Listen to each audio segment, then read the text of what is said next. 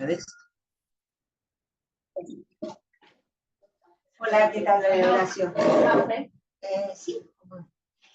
Bueno, lo que estaba comentando es que íbamos a hablar un poquito de alta frecuencia desde el punto de vista técnico, fundamentos de la alta frecuencia, cómo funciona la alta frecuencia, porque es el mecanismo de funcionamiento es diferente a la ventilación convencional, obviamente, y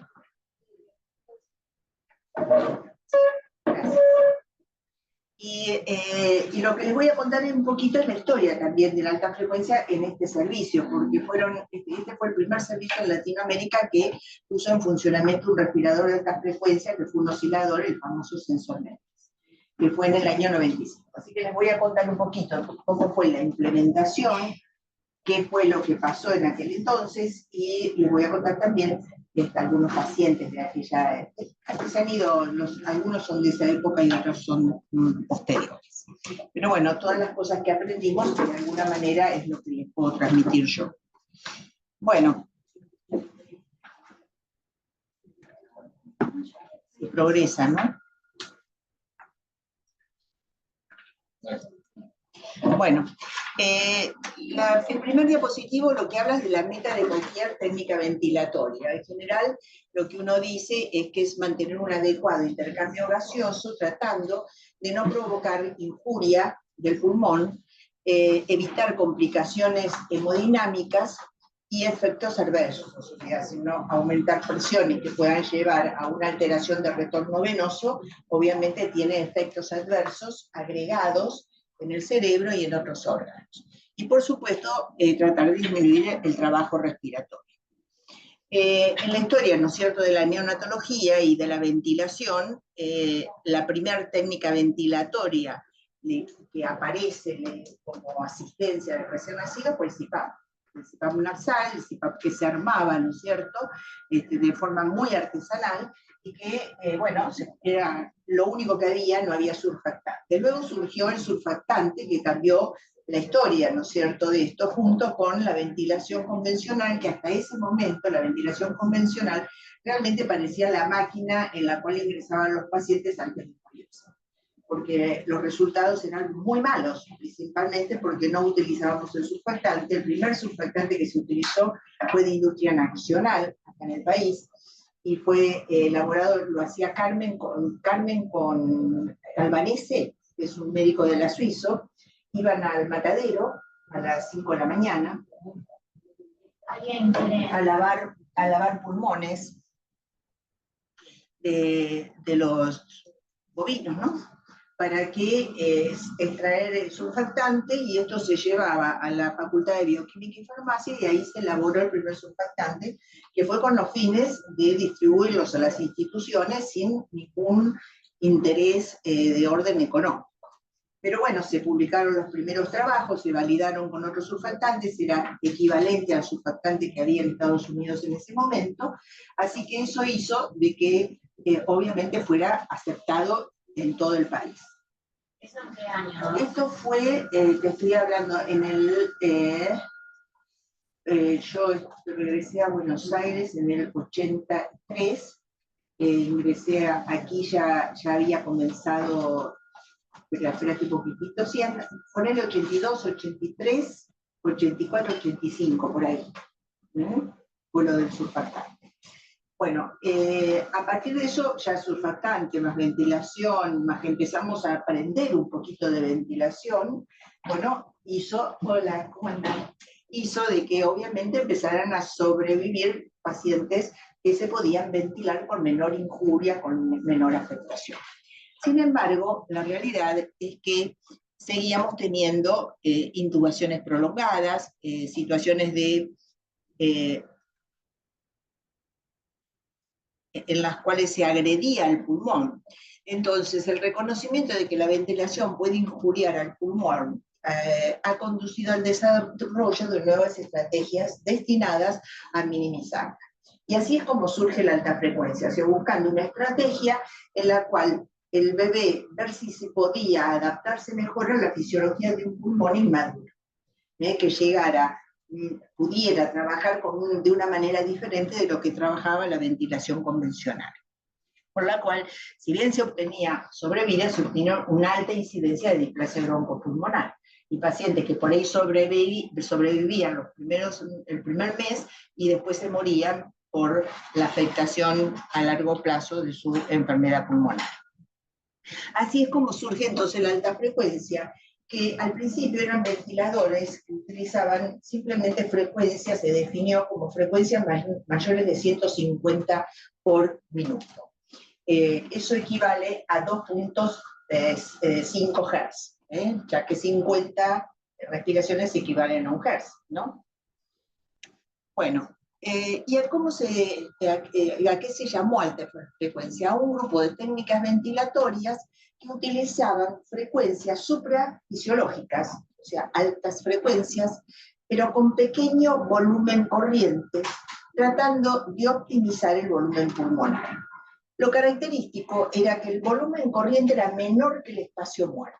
Y ese es el detalle importante que uno tiene que siempre recordar. De esta manera se procuró que redujera la injuria del volumen y de la presión sobre el parénquima pulmonar y disminuir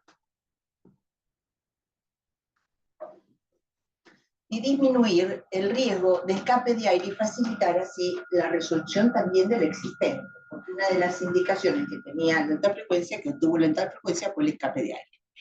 ¿Qué características tenían los ventiladores de alta frecuencia de inicio? Bueno, los había con expiración pasiva, donde en realidad el aparato, el equipo no hacía la expiración, y así estaba el flujo interrupto y el jet. El modelo inicial de jet era, ahora por ejemplo, el SLE es una mezcla, ¿no? No es exactamente un oscilador, es una mezcla de oscilador y jet.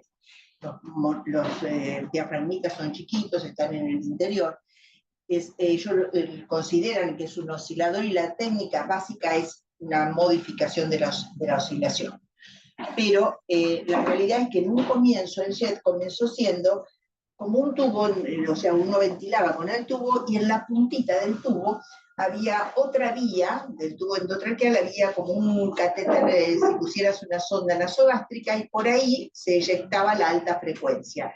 Y sobre eso se hacía sobre la misma curva de la ventilación convencional. ¿Entienden eso? Es alta frecuencia de todo el ciclo inspiratorio y expiratorio. La verdadera expiración activa vino con la oscilación, o sea, con el tractor ese que teníamos, que era el sensor Medix, que tiene, ahora se los voy a mostrar, un diafragma muy grande y generaba la inspiración, pero también la expiración, a través de un diafragma. Y esto es la diferencia entre los distintos tipos de ventiladores que existían en esa época. El oscilador tenía esta característica, presión media, y sobre esa presión media se generaba la oscilación. El jet lo que tenía es menos presión media, porque en realidad lo que hacía era ciclarlo sobre la misma onda de la presión convencional. Y el flujo interrupto lo que hacía era interrumpir el flujo para darle frecuencia, o sea, era ventilación convencional, alta frecuencia, ventilación convencional, alta frecuencia. Era como que la ventilación convencional se decía el flujo interrupto porque recuperaba el volumen del pulmón, ¿no es cierto?, con esa inspiración. ¿En qué se basó esto? Esto se basó en modelos animales, en la cual se vio con perros que se les ponía un parlante de audio, ¿no? Se lo sedaba, obviamente, al perrito, y se le ponía un parlante, y se lo trataba de ventilar sedado en apnea, ¿no es cierto?, con ese parlante. Ese parlante lo que hacía era oscilar constantemente. Y vieron que el perrito vivía un tiempo, unas horas vivía, pero después moría. Cuando le abrían, obviamente, le hacían la anatomía, se encontraban con el pulmón, que era atelectásico. O sea, lo que había hecho el parlantito es vibrarlo, pero no generar recuperación de volumen. Y ahí es donde vino esta intención de cómo recuperar volumen de pulmón. El oscilador lo hacía a través de darle mucho volumen, decían en esa época, pero la realidad es que no. La idea es darle un volumen adecuado. El jet no le daba prácticamente volumen. Y el flujo interrupto lo recuperaba con cada expiración en la cual interrumpía la oscilación. ¿Les queda claro esto? Bueno, y ahí surge el concepto de si la alta frecuencia era bajo o alto volumen. Entonces decían, no, porque realmente les va a romper el pulmón, porque se van a utilizar volúmenes muy altos, la injuria ahora ya no va a ser por presión, sino va a ser por volumen, vamos a tener volúmenes tan altos que obviamente esa presión alta, el tema era ese, o sea, no era ni alto ni bajo. Entonces, cuando dijeron que con el alto se veía lesión, empezaron a ventilar con el bajo. Y ahí, claro, al ventilar con el bajo, obviamente tampoco los resultados eran los mejores, porque lograr un óptimo volumen pulmonar es lo difícil en ventilación de alta frecuencia. Ese es el punto difícil. Bueno, esto básicamente para que ustedes vean la diferencia, ¿no es cierto? Esto sería ventilación convencional,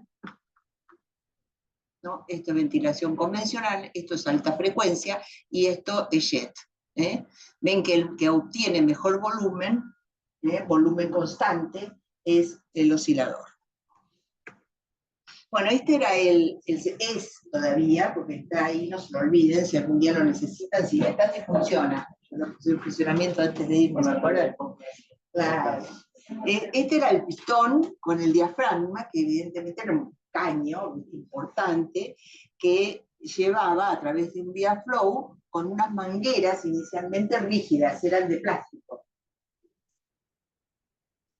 Con lo cual consumía 3 litros de agua por día y se concentraba mucho en estas mangueras. Entonces había que tener la precaución de que estuvieran, al ser rígidas, en esta posición.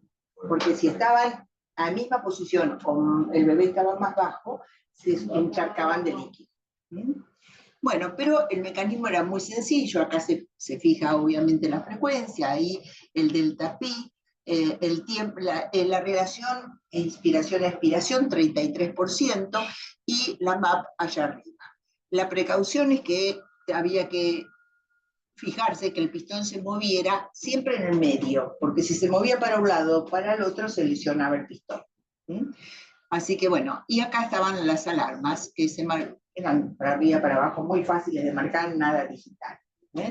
Ese fue el primer respirador, el que tuvimos acá en ese año, que fue el 28 de septiembre de 1995.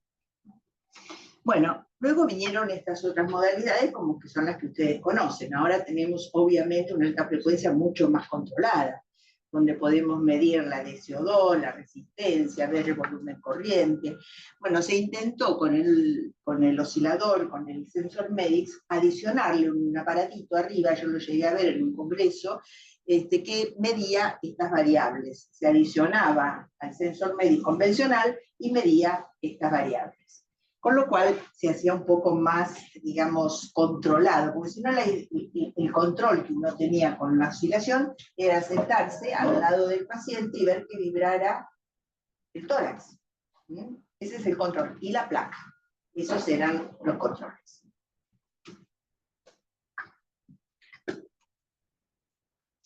Bueno, y ahí empezamos entonces con el tema del varovolutrauma.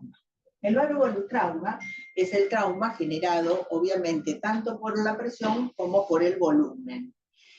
Y un excesivo volumen corriente, que vendría a ser el volumen, ¿no es cierto?, que maneja y por lo cual nos guiamos para ventilar, entonces está asociado a injuria, tanto alveolar, capilar, aumenta la permeabilidad, altera el surfactante, produce escape de aire.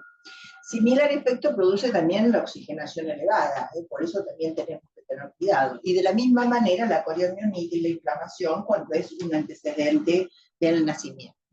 Un bajo volumen es tan malo como un excesivo volumen. Eso es muy importante, porque es una emergencia la atelectasia, que uno no considera que cuando sobreexpande, todo el mundo sale corriendo a bajar.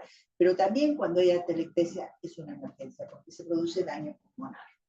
Daño canalicular de la vía aérea, los tipos de injuria en los primeros momentos de vida, esto se habla de sala de parto, cuando uno va a sala de parto, ¿no es cierto?, y injuria porque no logra un buen volumen y entonces le mete presión, y bueno, eso no es bueno para el recién nacido en las primeras horas de vida, porque obviamente hay déficit de surfactante y un pulmón inmaduro, particularmente estamos hablando de los prematuros más chicos. Bueno, el reclutamiento alveolar debe lograrse tan pronto como sea posible para disminuir la injuria asociada a la telectasia, y a esto me refería recién. Porque, bueno, ya lo hemos visto, la telectasia, la telectotrauma genera aumento de los mediadores de inflamación, inactivación del surfactante, aumento de la injuria pulmonar, compromiso hemodinámico, y ahí yo solo debería haber puesto en rojo, y ahora les cuento por qué. Y por supuesto fallo multisistémico. ¿Por qué digo que lo tendría que haber puesto en rojo? Porque fue una de las cosas que más alarmó. Porque al colocarlo en alta frecuencia, el paciente se comprometía, como obviamente se producía un volumen constante sobre un corazón que necesitaba controles muy seguidos. Entonces teníamos al cardiólogo, que en esa época teníamos otra unidad, que lo queríamos todo el tiempo dentro de la unidad. Y así fue que surge la motivación, y yo siempre lo cuento, de empezar a ir a alguna unidad de cardiología a aprender a mirar el corazón. Cuando en esa época todavía, estamos hablando del 95, nadie lo hacía, ¿no? Porque el corazón era el tema de los cardiólogos. Así fue. Así que, bueno, fui yo, obviamente, al italiano, y ahí con Juan Pablo Gallo, que es un genio y que es un genio, y que me ayudó mucho, aprendí a ver el corazón como podía. Bueno, obviamente que los principios básicos de ventilación son los mismos, o sea, uno tiene que respetar ciertos parámetros, ¿no es cierto?, tanto en el pretérmino como en el término, para que no se injurie el pulmón.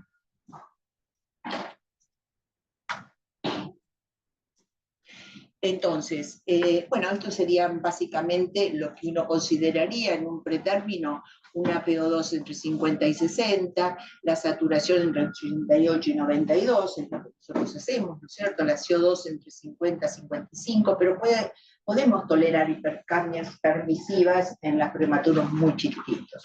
Y CO2 mayores de 65 con pH mayores de 1.25. En el término, obviamente los valores son otros y son los que estamos manejando actualmente. Bueno, este fue el primer paciente, ven el 28 de septiembre del 95, que se trató acá. Era un trigemelar, Carmen siempre lo comenta, porque eran tres, los tres chiquitos muy graves. Uno sobrevivió a ventilación convencional, otro se murió, y hubo que elegir el que estaba peor para ponerlo en alta frecuencia, y ese sobrevivió con alta frecuencia. 2 años más tarde, en un accidente automovilístico, se mata la mamá, el bebé y la hermanita que tenían previamente. Y sobrevive el único chiquito que había quedado de los tres. Así que bueno, esa es la historia. Esto bebé trágica, trágica, trágica. Bueno, estas somos nosotras jóvenes, ahí la ves a Carmen, al lado estoy yo, y ven lo que pasaba, la tubuladura, venla cómo concentraba, había que ponerla casi a 45 grados respecto al plano del bebé. Así que se utilizó entonces el clásico y aún vigente respirador SensorMedics. El inicio de esta nueva modalidad ventilatoria fue precedido por 2 años de capacitación, o sea, tuvimos el equipo, pero no lo pusimos en funcionamiento hasta que no nos capacitamos un poco todo. Y los primeros 20 chicos los vine a poner yo personalmente, porque me había ido a formar en Estados Unidos para ver cómo funcionaba el SensorMedics. Estuve en Provo, que es el centro donde se fabrica. Y bueno, así que esos primeros 20 pacientes los puse yo, y después ya estábamos todos más o menos ayornados con la técnica. Por aquel entonces no podíamos imaginar cuánto tendríamos aún por aprender, y mucho menos cuánto llegaría a aportar esta nueva tecnología al mejorar el cuidado de los recién nacidos. La alta frecuencia aportó el concepto de reclutamiento alveolar. antes de la alta frecuencia no se hablaba de reclutamiento alveolar. Era novedad hablar de reclutamiento. Es más, me acuerdo que vino Anne Greenapp a dar alta frecuencia de Inglaterra en un evento que es el del pulmón que hacía el Hospital Fernández, y hizo un encuentro también práctico con animales, con conejos creo era, y bueno, ella obviamente hablaba al y cuando habló de reclutamiento, no mucha gente sabía lo que significaba. Entonces, el reclutamiento precisamente se trata de eso, de recuperar áreas que están no expandidas, ¿no es cierto?, a expandidas. Ahora, muy bien, ¿en qué se basa la ventilación de alta frecuencia? Acá es donde viene el problema, porque si uno ventila con espacio, con volúmenes corrientes menores que el espacio muerto, la fórmula de ventilación alveolar no se produciría en ventilación de alta frecuencia, porque esta es la fórmula de ventilación convencional. Entonces ahí empezaron a elucubrarse cuáles son los mecanismos por los cuales se producía la difusión de los gases y el intercambio gaseoso. Con respecto a la ventilación, se vio entonces que se rige por esta fórmula, que es frecuencia por volumen corriente al cuadrado, o sea que es fuertemente relacionado con el volumen. Nosotros necesitamos, para lavar CO2, primero recuperar volumen. Si no, la oscilación no nos va a lavar la CO2. Por eso cuando un bebé está con una placa media de bajo volumen, meterle mucha delta pi no sirve. Lo que hay que hacer es tratar de expandirlo primero antes de agregar el delta pi. El delta pi en realidad es hasta el ombligo, ¿viste? Lo que vibra hasta el ombligo, ¿viste? Y eso no falla. Y después, por supuesto, los controles de gases. La oxigenación, obviamente, se obtiene a través de la MAP, de la presión media. O sea que se interrelacionan la oxigenación con la ventilación en alta frecuencia. Y aquí tendríamos los mecanismos propuestos para la ventilación en alta frecuencia. O sea, hay convección, convección-difusión y difusión. Entra el gas por arriba con alta frecuencia si se produce una turbulencia. Esa turbulencia hace que, bueno, comiencen a abrir algunas, suponte, los alvéolos que están más próximos, directamente se ventilan. El lóbulo superior, generalmente, si el tubo está bien colocado, va a ventilarse primero. Porque fíjense que es directo el ingreso del aire y del volumen ahí. Luego, obviamente, otros mecanismos, hay turbulencia, hay asimetría en cuanto al perfil de velocidad de la onda, porque hay una inspiración que responde a esa onda que ven ahí y una expiración que responde a esa onda que está ahí abajo. Ambas son activas, o sea, el equipo lo hace en ventilación de alta frecuencia, tanto la inspiración como la expiración. Después hay un mecanismo pendular en el cual aquellas áreas que están más atelectásicas con las más ventiladas intercambian y permiten, ¿no es cierto?, la expansión y la recuperación de volumen del área más atelectásica. Pero obvio que también, obviamente, a veces hay áreas que quedan distendidas, ¿no es cierto?, y ahí es donde, bueno, hay conexión a veces entre los alvéolos e intercambio de ventilación.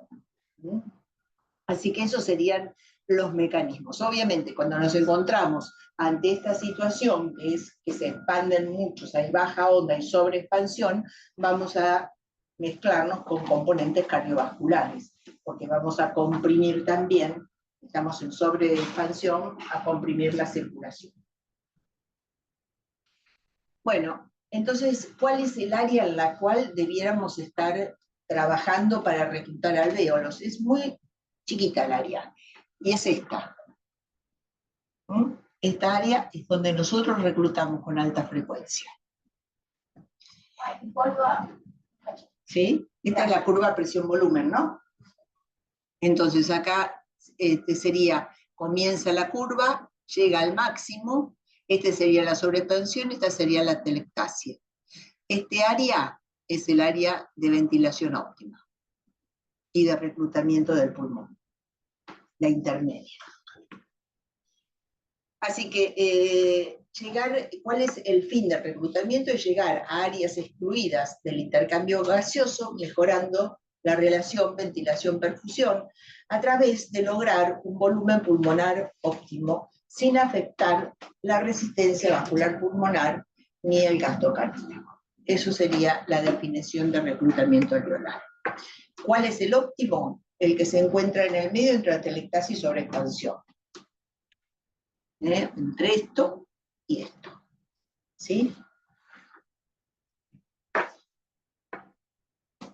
Un reclutamiento alveolar entonces se logra a través de la MAP o la presión de distensión continua. Los dos nombres son válidos. Presión media o presión de distensión continua. La amplitud de oscilación es el delta pi, como ustedes saben, y eso permite una mejor ventilación siempre y cuando se haya logrado el reclutamiento. ¿Por qué? Bueno, por esto, ¿no? Porque sabemos que es presión de distensión continua, recluta alvéolos y aumenta la PO2. Pero a su vez también se interrelaciona con la CO2, porque va a bajar la CO2 en la medida que haya reclutado los alvéolos. Y lo interesante es que se relaciona inversamente con la frecuencia del respirador. Cuando uno necesita que estás con una cierta oscilación y necesitas bajar aún más la CO2, necesitas aumentar el volumen corriente, entonces bajar las frecuencias. Eso ustedes todos lo saben. Así que esa sería el óptima, estos son diapositivas y esquemas de una persona de Alemania que se llama Rellinghausen, es el nombre, que yo fui cuando se empezaron a funcionar los primeros SLE, el entrenamiento era ahí. Entonces, bueno, él mostró estos esquemas que a mí me parecieron muy interesantes, y donde decía que optimizar el volumen pulmonar es movernos en el área de presión-volumen, en el área estrecha que media entre el colapso, la atelectasia y la sobreexpansión. Y una vez obtenido el reclutamiento alveolar, la permanencia en esa zona de deflación produce un mejor intercambio gaseoso. Zona de deflación sería esta, ¿no? O sea, esta es zona de inflación y esta es zona de deflación. Una vez que lograste esta ventana, mantenerse en esta área de deflación es lo que le da estabilidad respiratoria. ¿Y esto cómo se ve? Porque, bueno, estos son pollos, ¿no? Claro, pulmoncitos de pollo. Entonces acá estamos viendo en la curva superior, en los pulmoncitos de arriba, coinciden con la parte de la curva de abajo, de inflación, con esto. Cada puntito es uno de los pulmoncitos.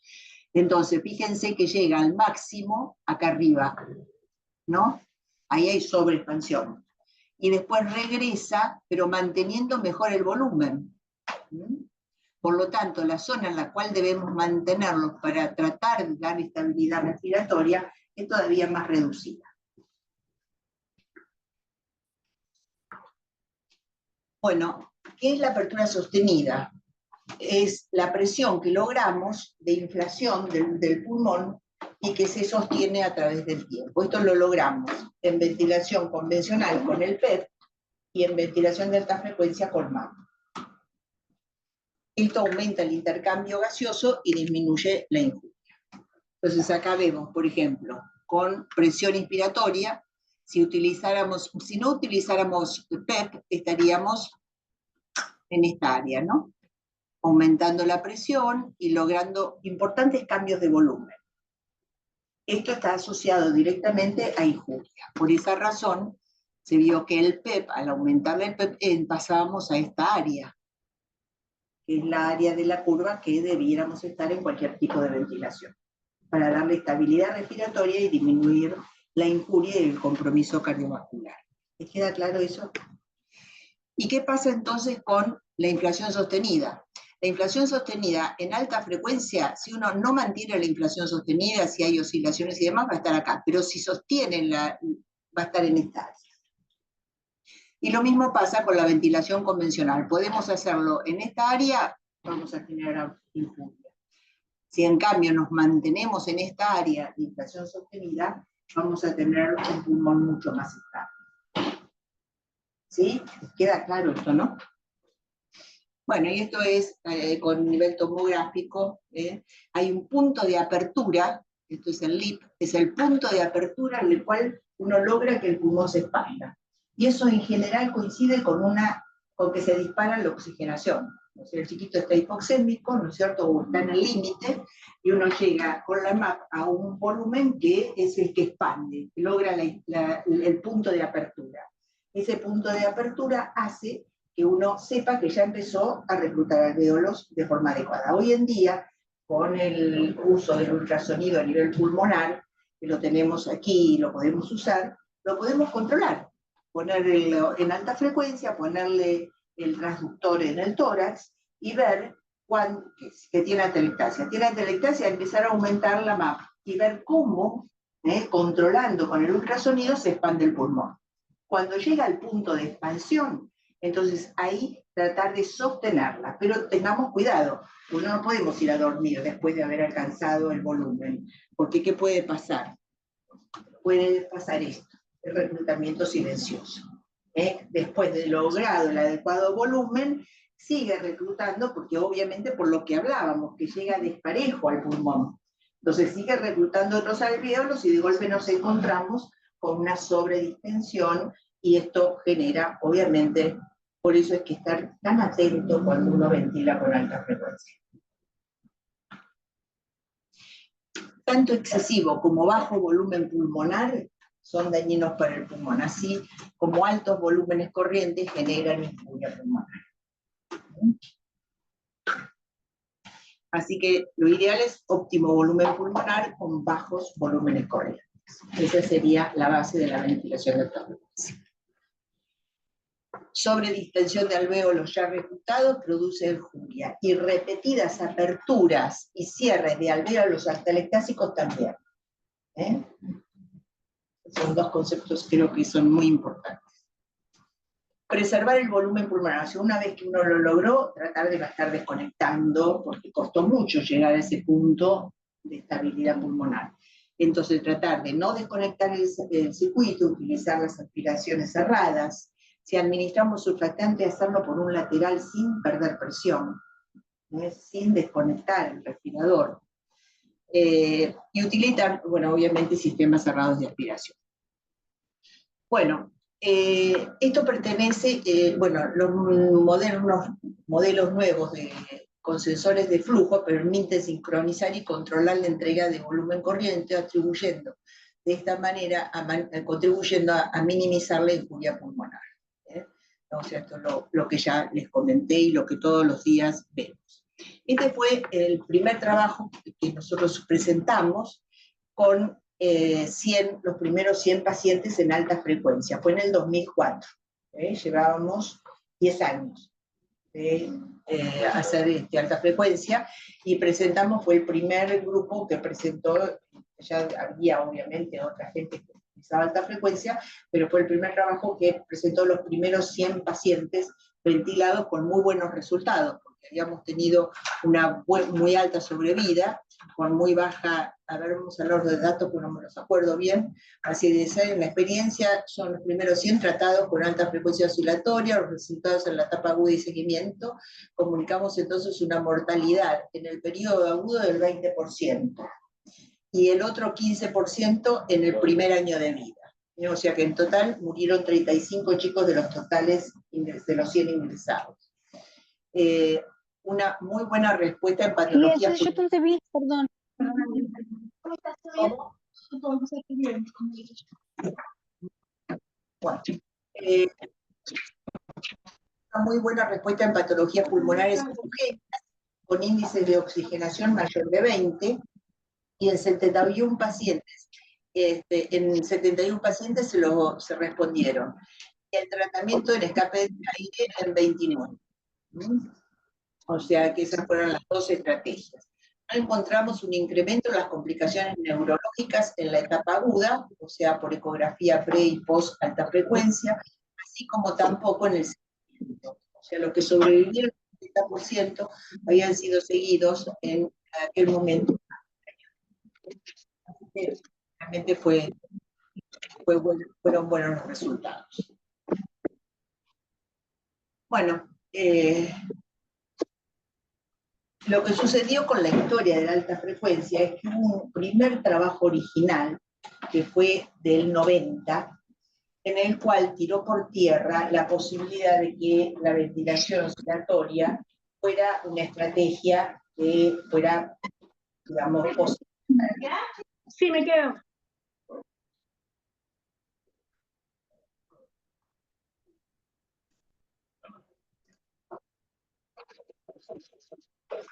¿Alguna tiene abierto el audio?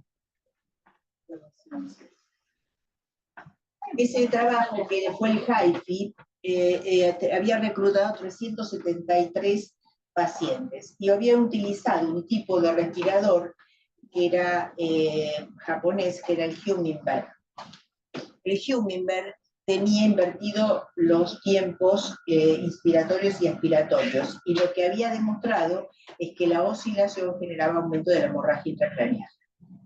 Con ese trabajo obtuvieron, por la cantidad de pacientes, hasta que se logró contrarrestar, ¿viste?, los resultados que este trabajo generó en toda la población, ¿no es cierto?, porque angustió a todo el mundo, dijeron no sirve, no sirve, no sirve.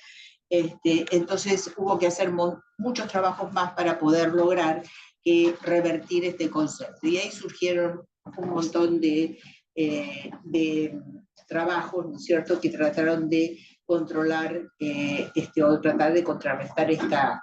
Así, como toda nueva técnica, el bajo necesitó ser perfeccionada a través de sucesivas experiencias hasta llegar a convertirse en una técnica efectiva y segura.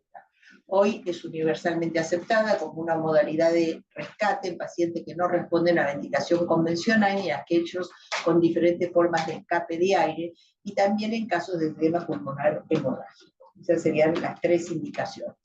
Asimismo, en niños con hipertensión pulmonar persistente, el óxido nítrico administrado con bajo es más efectivo que cuando se le emplea con ventilación convencional. Y eso fue un trabajo viejo de, no sé si está acá, pero sí de Atman. Bueno, y acá es la respuesta a las distintas patologías. La mejor respuesta se obtiene en patología homogénea y en neumonía, menos en aspiración de líquido meconial. Cuesta bastante sacar un chiquito en esas condiciones, y no mostró ninguna diferencia en hipoplasia de pulmón. En hipoplasia asociado a hernia reumática, porque en hipoplasia del prematuro con liuamios, ahí sí mostró diferencias. Por ejemplo, ¿se acuerda de la paciente que se internó hace diciembre, me parece que es 10 de diciembre, claro, que falleció algo, Sí. Que era término de 36, me parece, pero... Esa nena tenía una hipoplasia de pulmón. Sí, me saltó, estando de viaje, el aviso que tengo que llamar para la anatomía. No sé si me es una hipoplasia senar. Ay, ¿dónde la vieron? No, avisó. ¿Y dónde está la anatomía? Porque hay que llamar a la familia. Bueno, sí, tenía que ser algo así, porque evidentemente... Y en ese tipo de pacientes, aparentemente, tampoco tendría... No, porque son incompatibles con la vida. Son malformaciones que no tienen arreglo. Bueno, lo importante es, para cuando uno tiene una buena respuesta al tratamiento o a la ventilación, la mejor guía es el índice de oxigenación. La caída del índice de oxigenación en las primeras 6 horas de iniciada la ventilación está hablando de que ese chico va a responder. Esto sería, por ejemplo, en patología homogénea. Esto fue un paciente de los que tuvimos, o sea, al principio necesitó aumento de MAP, después fue bajando el requerimiento de presión media, se mantuvo para que al 7º día directamente ya se pudo detectar. ¿Qué pasó con el índice de oxigenación? Fíjese que dentro de las primeras horas el índice de oxigenación cayó abruptamente. Esto es patología homogénea. Y en la diferencia alveolo arterial de oxígeno pasó lo mismo. Si vemos presión media en meconial, fíjense qué diferente. No estamos ahí en la misma sin poder modificar demasiado porque no hay respuesta. Cuesta mucho porque es muy heterogénea, hay tapones de meconio y entonces es difícil la ventilación. Y esto es lo que pasó con el índice de oxigenación en la misma patología. Esta chiquita, viste, fue una bebé que pasó de vuelta a ventilación convencional, vive esa nena, con inversión de los tiempos. Se pudo, viste, decirte, no me acuerdo ahora, pero era una relación rarísima, y respondió a eso. Y bueno, y ahí sobrevivió. Y bueno, tampoco la diferencia alveolar arterial de oxígeno, la aspiración meconial. En el escape de aire es diferente la situación, porque uno trata de bajar el barotrauma, es la primera estrategia. Entonces lo que hace es tratar de bajar la presión media en lo posible, lo más rápido posible, para disminuir la lesión pulmonar. ¿Qué está aceptando como uso clínico de la alta frecuencia? El rescate tardío no hay ninguna duda, o sea, que fracasa la ventilación convencional, obviamente que tenés que ponerlo en alta frecuencia. Es ampliamente aceptada, pero tiene una alta mortalidad. El rescate temprano es el que tiene, generalmente es aceptado, pero la realidad es que tiene alto riesgo de complicaciones, o sea, uno lo pone por ahí de entrada, ¿viste? Y depende del paciente que tenga, no es que en todos los pacientes ha mostrado mejores resultados. Y el tratamiento en primera línea, para el prematuro chiquitito, es prometedor. Incluso hay bibliografía que habla de que disminuiría la injuria pulmonar. Bueno, ¿en qué situaciones lo vamos a indicar? En todas las formas de escape de aire que requieran ventilación asistida. O sea, si tenemos un neumomediastino, ¿no es cierto?, o un pequeño escape de aire de un motor que es mínima nuestra presión, y no está ventilado el bebé, por ahí esperaríamos. Es la situación habitual. Pero si hay requerimiento de ventilación asistida, tiene que ser alta frecuencia. Enfisema también. Todas las formas de escape de aire que requieran ventilación asistida. Ahora, si el enfisema no requiere ventilación, ahí habría que ver. Fracaso de ventilación convencional, siempre, y edema hemorrágico pulmonar, porque actúa, ahora vamos a ver cómo. Bueno, nosotros cuando iniciamos la alta frecuencia fijamos parámetros muy claros, o sea, todo el mundo tenía que calcular el índice de oxigenación y la diferencia alveolar arterial de oxígeno, porque era indicación, o sea, si un paciente estaba ventilado y estos índices se cumplían, había que pasarlo a alta frecuencia, sea a la hora que sea, sábado, domingo, feriado, y así fue que logramos imponerla, porque ¿qué pasa con cualquier técnica nueva? Que se pone a último momento, como nos había pasado con la ventilación convencional. Se ponían los chicos cuando ya no daban más, y entonces se morían, y eso quitaba expectativas, ¿no es cierto?, en el tratamiento. Y todo el mundo se descifraba, ya lo consideraba la máquina que conducía a la muerte. Y eso es lo que tratamos de evitar con estas indicaciones bien claras y precisas para el paciente de término. Y para el pretérmino nos guiamos más que nada por la presión inspiratoria de acuerdo a la edad gestacional. O sea, más de 25, entre 500 y 1000, que eran más de 25, pero en realidad utilizaban 25 semanas, más de 25, 26 semanas, más de 26. Esa fue la regla neumotónica que aplicamos en todos lados, no fue nuestra idea. Y la idea, lo importante siempre, cuando uno pone el paciente en esta modalidad ventilatoria, es de saber para qué lo pone, qué estrategia va a trazarse. Si es de recuperar volumen y lograr expansión pulmonar, si es de prevenir varo o alotrauma porque tiene ya lesión pulmonar, o si son ambas, que ahí es lo complicado. Bueno, por supuesto, en patología homogénea siempre tratar de aumentar la MAP, y sobre la MAP la ventilación, el delta P. Y para destetar, obviamente, siempre bajar primero la PO2, cuando llega una PO2 que sea menor de 0,5, entonces ahí comenzamos a descender la presión. No efectuar aspiraciones de secreciones inmediatamente antes de pasar de alta frecuencia convencional. Yo me acuerdo que tuvimos un paciente, Coñán, que nos había costado la vida sacarlo, y al 9º día el chico estaba en condiciones de salir de ventilador. Y la enfermera, muy bien intencionada, lo aspira, que el chico tuviera la vía aérea bien. Y Y claro, y ahí al aspirarlo perdió volumen, lo sacamos del respirador y tuvo que volver hasta que todo se estabilizó y otra vez. O sea, siempre tener cuidado de que no pierdan volumen. En el escape de aire siempre lo ingresamos con una MAP semejante a la que tenía en ventilación convencional y tratamos de bajarla. Fíjense, ese escape de aire, obviamente, miren el atrapamiento que tiene. Y efectuar, obviamente, controles. Y el destete al revés. Hay que bajar la MAP, que es lo que más injuria puede producir, volumen, y luego FIO2.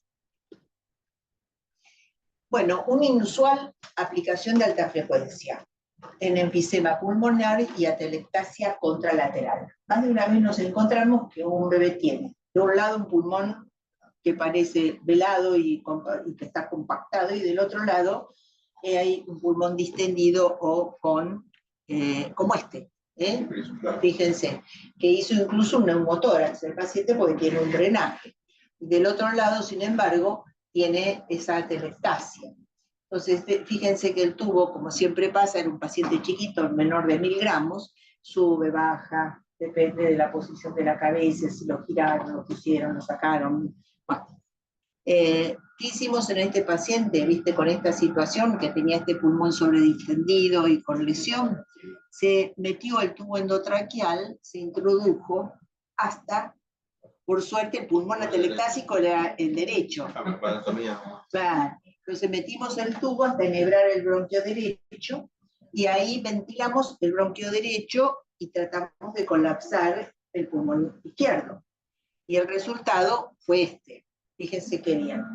Se empezó a ventilar el pulmón del lado derecho y fíjense en dónde estaba el tubo, ¿se dan cuenta? Y se empezó a mejorar el pulmón izquierdo. Este chico anduvo muy bien con esto. Así que a veces hay que tenerlo presente, que uno mete el tubo un poquito más, ¿viste? Ventila el pulmón atelectal, sobre todo en la ventaja de si es derecho. ¿Sí? ¿Qué año fue ese procedimiento? ¿Qué año? No, por el tema de la conducta. Y mirá, nosotros empezamos con alta frecuencia en el 95 y este chico, yo no me acuerdo, ya que me preguntás qué será, ya llevábamos fácil 10 años trabajando con esto. Y este fue un chico muy particular, de 830 gramos, 27 semanas, coriamnionitis, hipertensión, insuficiencia respiratoria severa, displasia, se logra extubar a los 45 días con cánula y a los 70 días se hace un parainfluencia tipo 1, estando acá, me acuerdo hasta el lugar en que estaba. Y la chica hace esto.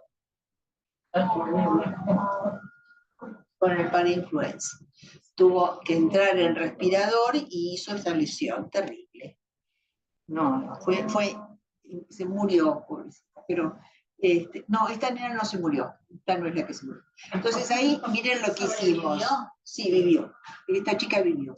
Fíjate lo que hicimos, ver el tubo, a ver si lo puedo mostrar, el tubo endotraqueal acá, y es el mismo que está acá. Era un tubo, ponele 3 y pico, 3 y medio, pues ya era más grandecita, 45 días. Lo enhebramos con un tubo más chico, porque no lo podíamos extubar al chico porque se iba al diablo y cambiarle el tubo.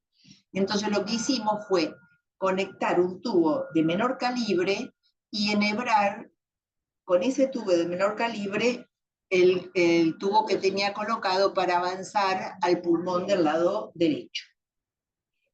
Y así ventilamos el derecho y se colapsó el izquierdo. Estuvo bueno esto, ¿no? Bueno, pero voy bien. Mirá. ¿No mejoró? Sí. ¿Qué tal? Y después obviamente le retiramos el tubo. De a poquito el otro y le dejamos el viejo, claro. Pero anduvo bien, anduvo bien. ¿Cómo sacaron el otro tubo que quedó como por afuera? El más grande lo cortaron. No, le dejamos el tubo de afuera. ¿Los dejaron los dos? Dejamos los dos. Dejamos los dos, a ver, le sacamos el pituto de arriba, el grande, y quedó enhebrado el tubo más chico con el pituto del tubo más chico conectado a la máquina. ¿Qué? Claro, ¿cómo hacen para que el tubo más chico quede adentro del grande y, por ejemplo, no se vaya? Queda la tarde. Es así, Se engancha al refri. Sería como esto. Tenía un Más grande, tubo, cortaron. Es como tenía un esto. tubo así, Sí. como son los tubos, ¿no es cierto? Con el orificio, y acá adentro tenía el pitutito, ¿no es cierto? Adaptado al respirador. Ese es el tubo grande. Este es el grande. Entonces suponte que era un 3,5. Ah, Entonces le pusimos un 2,5 2,5. adentro. Entonces el tubo 2,5 utilizamos otro conector, pero le enhebramos dentro de esto hasta llegar acá. La sacaron de grande, metieron el chiquito. Solamente el conector lo sacamos. Como el conector. O sea, ambos están conectados al mismo conector por Quedó con arriba. el Claro, chiquito. lo que pasa es que el otro funcionaba como camisa. ¿Entendés? Como una camisa. Nos sirvió como guía para orientar y meter el tubo Sí, en el sí. pulmón derecho. Bueno, lo que decía era si el más chiquito estaba, cómo lo conectaban y cómo nos iba para adentro, cómo no se perdía. Obviamente no se va a perder adentro, no se llegó un perdía. punto en que se inflaba, pero cómo No se perdía. lo sacabas. Así fue. Bueno, funcionó. Ahí tenés el niño. ¿Eh? Bueno, ¿por qué en la patología heterogénea, ¿no es cierto?, como esta, hay áreas sobreexpandidas y áreas hipoventiladas? En estos casos, entonces, lo que se hace es incrementar la MAP y, bueno, haces lo que podés en estas situaciones. No hay ninguna... Bueno, y las otras aplicaciones que tienen la alta frecuencia, aparte de las que les mencioné, que era, obviamente, fracaso, el escape de aire y la mezcla de ambas o edema hemorrágico, están todas las cirugías de vías respiratorias, irrupción de vía aérea, emergencia de resucitación en chicos con síndrome de distrés del adulto y escape de aire. Y fíjense este paciente, es muy interesante, es un bebé, era una segunda gesta. Los papás estaban transitoriamente en la Argentina, vivían en Estados Unidos, en Washington, y estaban acá porque él trabajaba en una embajada, no sé qué cargo tenía. Tenían una hijita anterior y esta nena que nace de término y la traemos de sala de partos, y en el camino la chica venía con al ladito porque tenía dificultad para respirar, la chica se pone negra, horrible. Había sido un parto espontáneo con una ruptura artificial, líquido claro, con este peso y esta edad gestacional. Es una chiquita de término hermosa. El signo de dificultad respiratoria desde el nacimiento, hipoxemia. Cuando vemos la radiografía de tórax, tenía un neumotórax derecho y una imagen hiperclara en la base del pulmón izquierdo. Se drena, ingresa en alta frecuencia, se le colocan hidrotrópicos y fíjense en la placa. La placa era esta, o sea, el neumotórax estaba allí, y acá hay unas imágenes hiperclaras. ¿Ven? Esta imagen. Como bullas. Parece una bulla. ¿Mm? Tenía un neumotórax, una bulla. Entonces ahí dijimos, ¿esto qué es? ¿Es el estómago que está herniado o es el pulmón? Entonces ahí le hicimos un perfil. El perfil no nos ofrecía muchos datos, entonces le hicimos un contraste. Le pusimos contraste acá y vimos que era el estómago el que estaba abajo y que esa bulla no estaba en el... ¿Ves? Acá está el estómago, acá está el esófago y la bulla está por encima. Así que de esa manera se descartó que fuera una hernia. Ahí, fíjense lo que pasa. Estaban con 25, 30 de MAP, óxido nítrico, por supuesto, y un mayor atrapamiento, y fíjense como muy irregular el pulmón, con esa bulla del lado izquierdo, y del otro lado también irregularidad.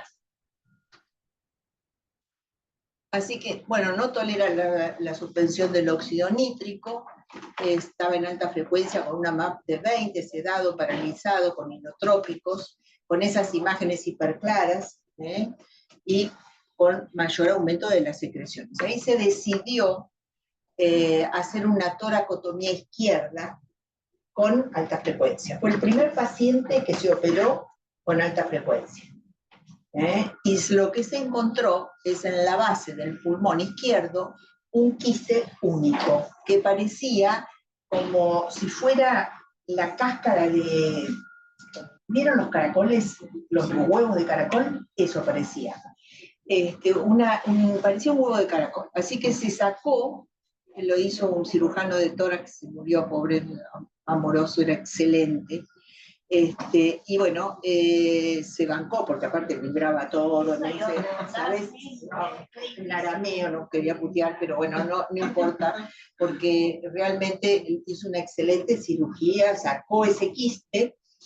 Lo que pasa que ni bien terminó la cirugía, de golpe el enfisema subcutáneo de toda esa pared. ¿Por qué? Porque había, hola Pato, porque había quedado un bronquio, ¿no es cierto?, que no, sin suturar. Y entonces ahí tuvo que reabrirlo, suturarlo y volverlo a cerrar. Pero bueno, fue inmediato, así que no es que fue la misma anestesia y todo. Interesantísimo.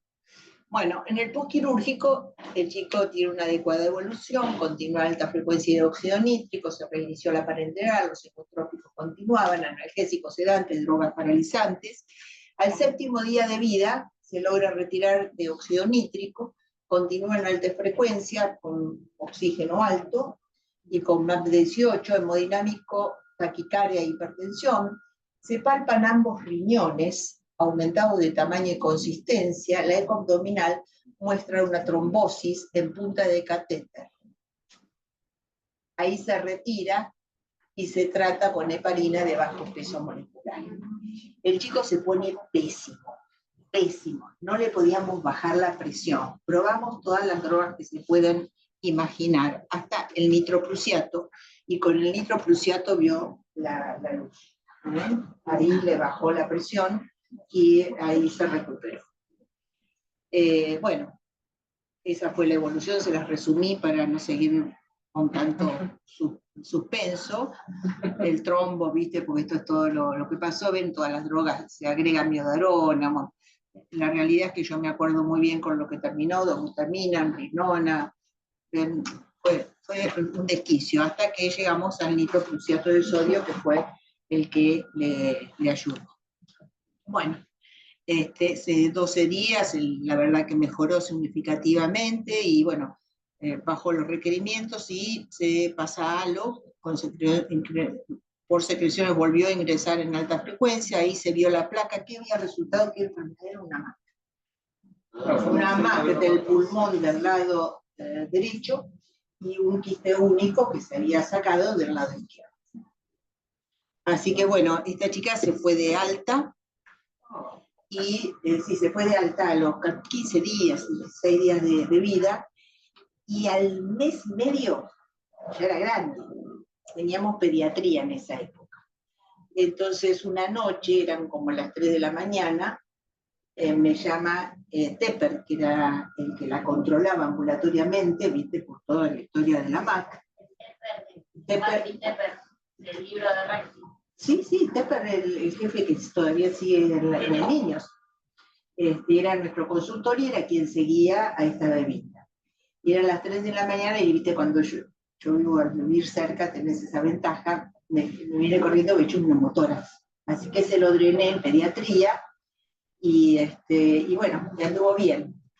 Se volvieron a Washington, y allá ya habíamos tenido contacto con gente el doctor Pruden conocía, y fue a un cirujano de tórax, y nunca la operaron.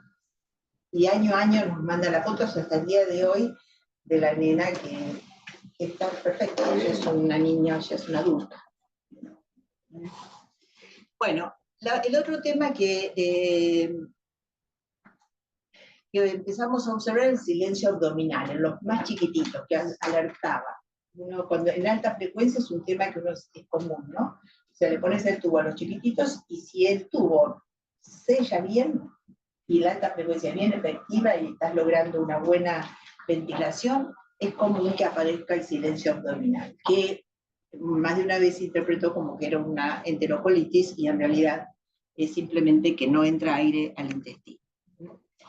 Bueno, y ahí tenemos el prematuro extremo como con tubo endotraqueal, todas las dificultades que nos ofrecen, y ahí tenemos lo que vemos todos los días. ¿Bien? Si se hace pared, atelectasia, si se mete para un lado, se expande un pulmón y el otro se atelectasia. Bueno, esta es historia de todos los días, y la hablamos todos los días, ¿verdad? Es muy difícil. Bueno, siempre recordar entonces que tanto atelectasia como sobreexpansión aumenta las resistencias vasculares pulmonares, disminuye el retorno, disminuye el gasto cardíaco y aumenta el daño alveolar. Así que, ojo, hay que trabajar en esta área, aquí abajo, con la menor resistencia vascular pulmonar que podamos. Y este es el trabajo que les comentaba de Atman y Kinsella, que mostró que en hipertensión pulmonar grave la alta frecuencia con el óxido nítrico es más efectiva que la ventilación convencional.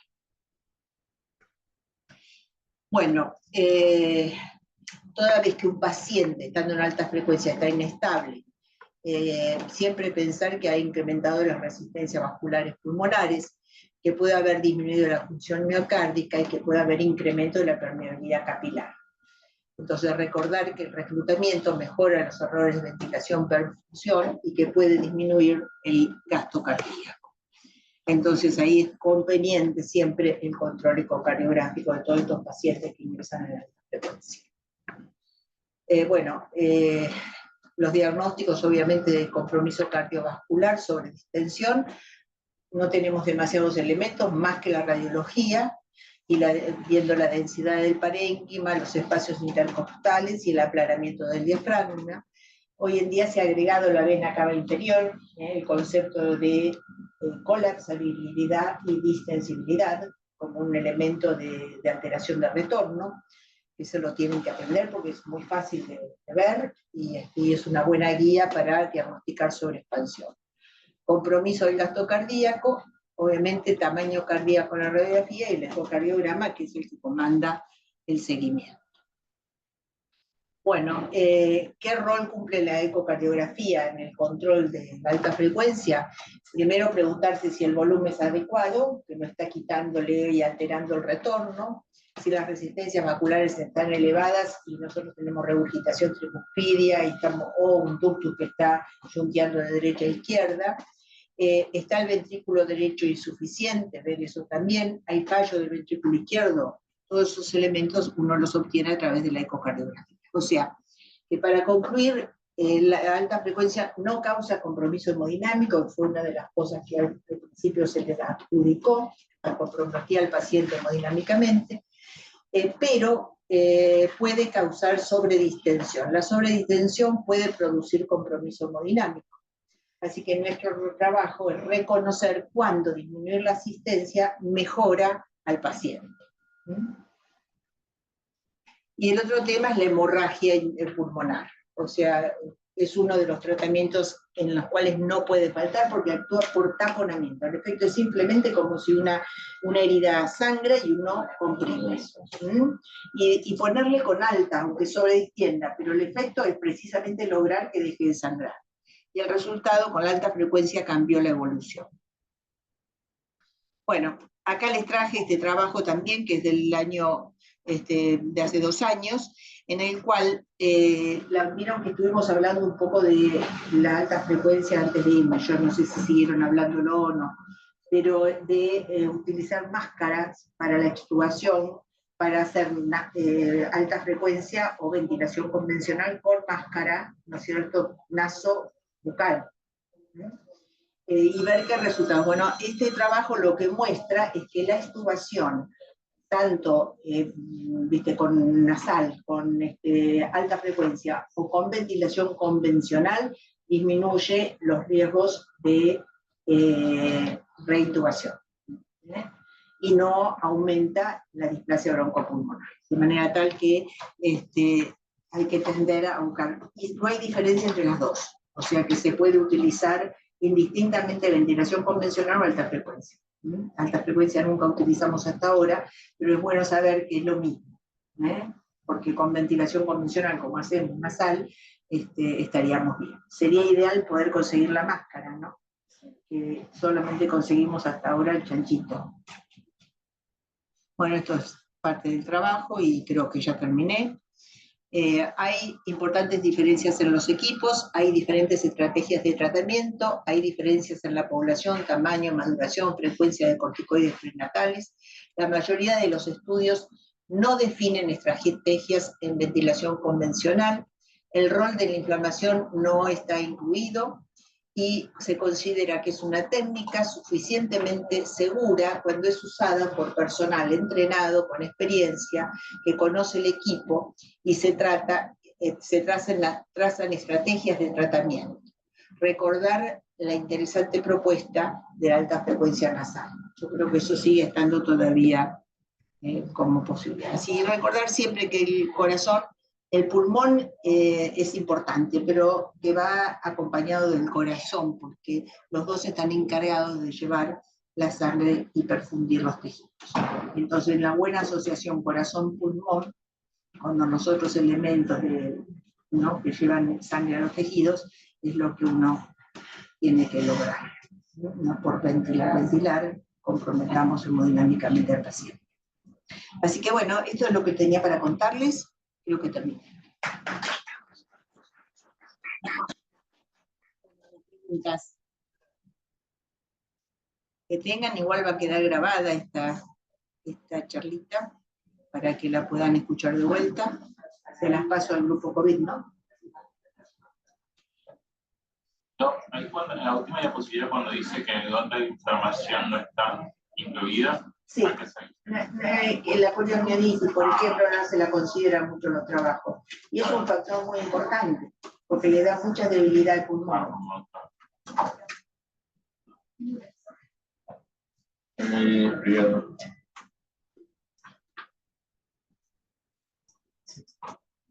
Super clase.